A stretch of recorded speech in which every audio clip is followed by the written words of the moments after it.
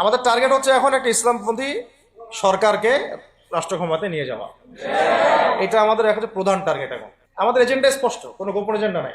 আর আমি ছোট মানুষ, ছোট জায়গা থেকে বলতে চাই যে আমাদের যে ওলামায়ে কেরামগণ মাঠে আছেন, যে রাজনৈতিক দলগুলো আপনারা মাঠে আছেন, এবার আপনারা কোনো রুটির টুকরার জন্য লড়বেন না। এবার পুরা রুটি নিয়ে লড়বেন। প্রত্যেক আসনে প্রার্থী দিবেন আপনারা।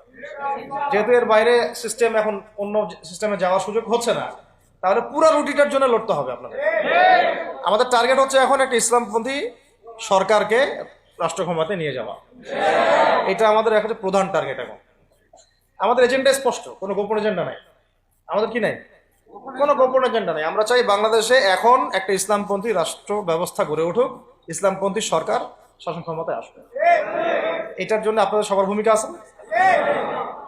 কেউ কথা দিয়ে ভূমিকা রাখবেন, কেউ লিখবেন, কেউ বলবেন, কেউ যেভাবে হোক আপনাকে ভূমিকা তো রাখতেই হবে। কারো বসে থাকার সুযোগ নেই। এখন আর এই রাষ্ট্রটাকে ইসলামিক রাষ্ট্র হিসেবে গড়ার দায়িত্ব এখন সবার কাঁধে আসছে।